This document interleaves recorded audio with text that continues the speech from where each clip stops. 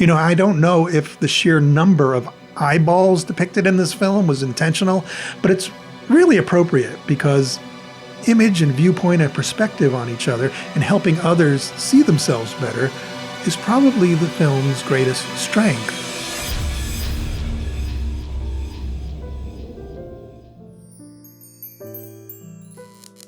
I really appreciated this movie. As a parent, I'm going to say some critical things about it, and some of those are just filmmakery things, technical things, structure things. But at its core, this is a good movie, for parents especially, because it's the closest thing to community building that a fun movie like this can provide.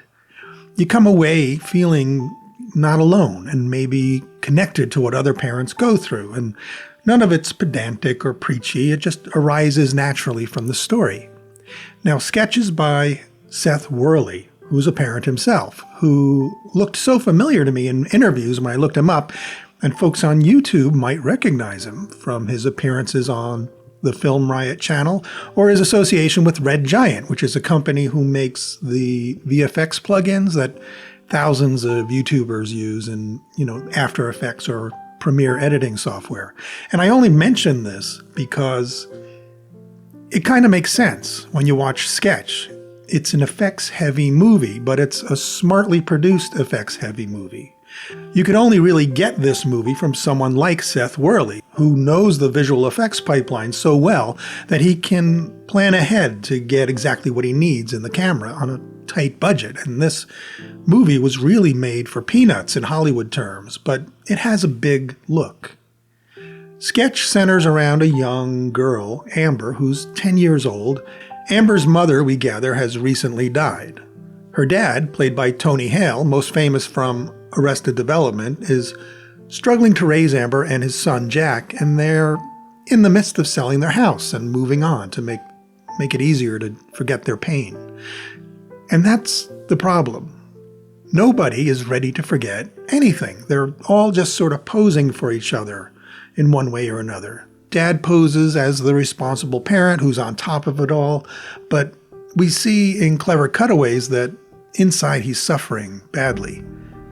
Jack poses as the brother protector that he thinks Amber needs to fill the gaps left by both Dad and some of the void left by Mom. And Amber, well, she's reacting somewhat differently. She's having dark thoughts. She's having rebellious thoughts. And here's where the film feels honest and connected with other parents, because we all wonder, as our children mature, are they reacting in a healthy way to the darkness in life, the dark side of things, or do we have maybe an emotional problem? Amber is getting her dark thoughts out through her art.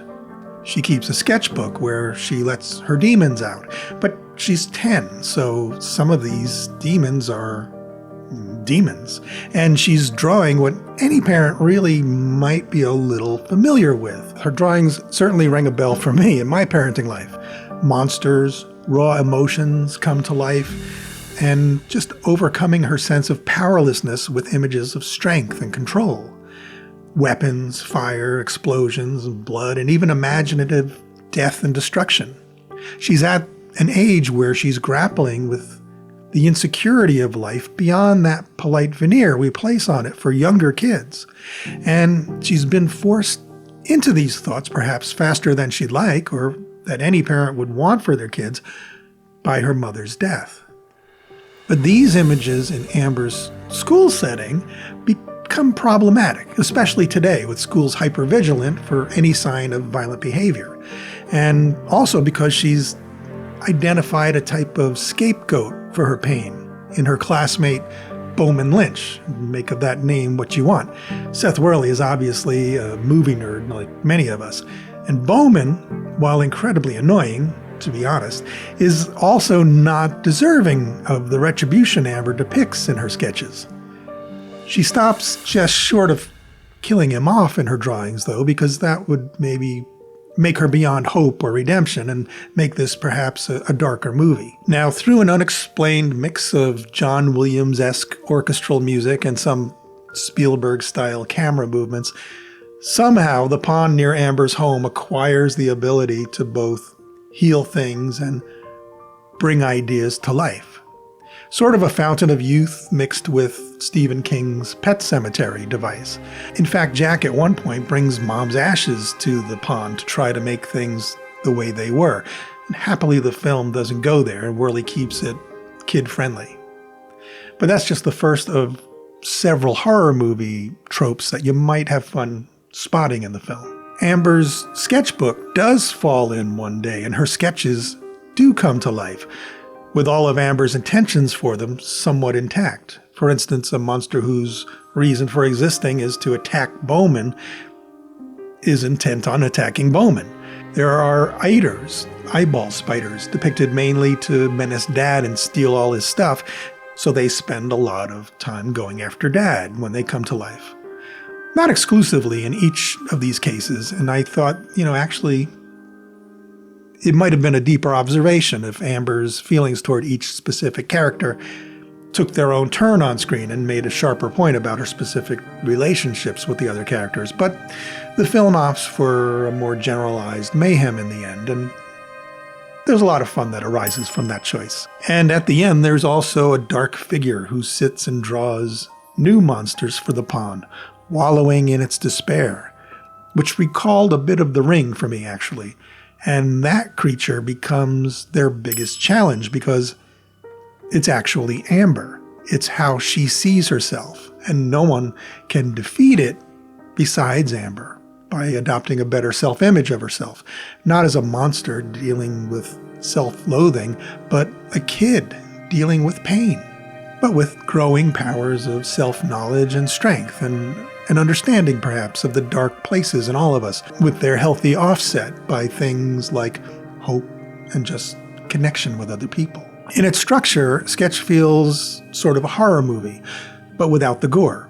And it's also a throwback to 80s kid adventure movies like Goonies and maybe early Spielberg bombastic camera work like Raiders of the Lost Ark. The score is big, like 80s John Williams.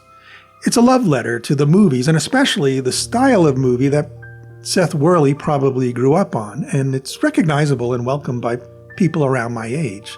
But it also has a lot of horror movie and horror references. And you'll catch flavors of, as I said, Stephen King, then The Ring, and Blair Witch.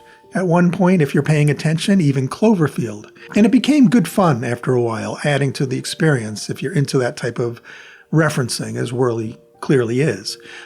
Oh, and I think it's even a bit of Arrival toward the end as the characters make choices in the face of their pain as part of their lives. Just a flavor I picked up on in that last scene's editing, which I really enjoyed.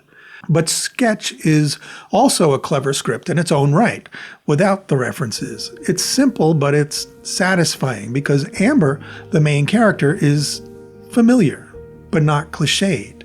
At least the story doesn't take her to cliched places by the end. She's actually the only one doing things right from the get-go, reacting to tragedy maturely because she's experiencing it deeply, not hiding it or pushing it down. Instead, she's feeling it. She's processing, as someone might. And her process just happens to leak out into the rest of the world and force everyone else to reckon with their own grief and self-awareness and see themselves through other people's eyes. I don't know if the sheer number of eyeballs depicted in this film was intentional, but it's really appropriate because image and viewpoint and perspective on each other and helping others see themselves better is probably the film's greatest strength in terms of story or theme. I hope it was a subliminal, accidental choice for Seth Worley because that would just make it extra nice. Is that how you see yourself? You're not an evil person just because you drew some evil pictures. Now, I do wish the script was a little tighter at times, the direction, or maybe just the editing, because you felt the script and the storyboards now and then, instead of being swept away by the characters and the action.